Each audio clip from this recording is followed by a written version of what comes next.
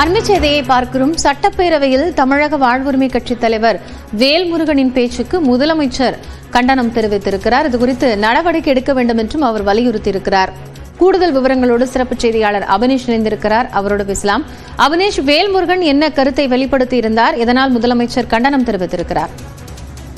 இன்று தமிழ்நாடு சட்டப்பேரவையில பொது பட்ஜெட் மீதான பொது விவாதம் நடைபெற்று வந்தது. இந்த நிலையில இந்த விவாதத்துல பாட்டாளி மக்கள் கட்சியினுடைய சட்டமன்ற குழு தலைவர் ஜி.கே. மணி சாதிவாரி கணக்கெடுப்பு குறித்து பேசினார்.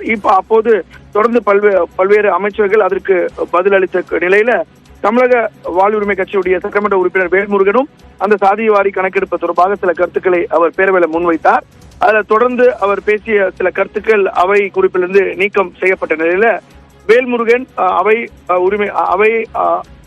அவையில பேசிய சில கருத்துக்கள் நீக்கப்படக்கூடிய நிலையில அவர் நேரடியாக சபாநாயகர் இருக்கைக்கு முன்பாக வந்து சில கருத்துக்களை முன்வைத்தார். அப்போது சபாநாயகர் இருக்கை விட்டு எழுந்து வரக்கூடிய மிரட்டும் துறையில் பேசுவது ஏற்கத்தக்கதல்ல, இது பேரவை விதிகளுக்கு எதிரானது என்றும் சபாநாயகர் குறிப்பிட்டார். குறிப்பாக வேல்முருகன் உரிமையில் பேசியது மற்றும் அமைச்சர்களை கை நீட்டி பேசியதை ஏற்றுக்கொள்ள முடியாது எனவும் சபாநாயகர் அப்பாவு தெரிவித்திருந்தார். இதற்கிடையே முதலமைச்சர் மு.க. ஸ்டாலின் இந்த சம்பவம் குறித்து எழுந்து பேசினார். குறிப்பாக வேல்முருகன் பேசுகிறார் என்றால் நல்ல கருத்துக்களை சொல்லக்கூடியவர் என்றும், அவர் பேசுகிறார் என்றால் அமைதியாக அமர்ந்து கேட்பேன், ஆனால் சில நேரங்களில் அவர் அதிக பிரசங்கித்தனமாக நடந்து கொள்வது என்பது வேதனையாக இருப்பதாகவும், இடத்தை விட்டு எழுந்து வந்து கூச்சல் போடுவது முறையல்ல எனவும் முதலமைச்சர் மு.க. ஸ்டாலின் குறிப்பிட்டார்.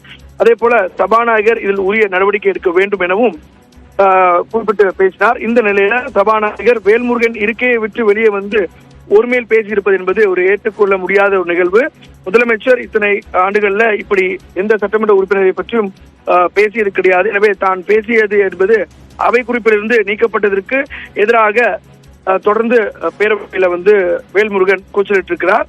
இந்த நிலையில இதுபோல் இனி நடந்து கொள்ளக்கூடாது, மீண்டும் ஒரு முறை இந்த நிகழ்வை திருத்திக் கொள்ள வேண்டும் என்றும் சபாநாயகர் வேல்முருகனுக்கு அறிவுறுத்திருக்கக்கூடிய நிலையில முதல் முறையாக திமுகவுடைய தோழமை கட்சியாகிய தமிழக வாழ்வுரிமை கட்சி சட்டமன்ற உறுப்பினர் வேல்முருகன் இன்றைக்கு சில கருத்துக்களை வந்து பேரவையில் குறிப்பிட்டு பேசினார். அதை அவை குறிப்பிலிருந்து நீக்கப்பட்டதற்கு எதிர்ப்பு தெரிவிக்கக்கூடிய வகையில அவர் தன்னுடைய இருக்கையிலிருந்து எழுந்து வந்து சில வார்த்தைகளை பேசினார். அதே போல கைகளை நீட்டி பேசியது என்பது ஏற்புடையதல்ல என்றும் சபாநாயகர் குறிப்பிட்ட நிலையில முதலமைச்சர் இதற்கு பதிலளித்து பேசினார். அதாவது எப்போதெல்லாம் வேல்முருகன் பேசுகிறாரோ அப்போது அவர் நல்ல கருத்துக்களை கூறுவார்.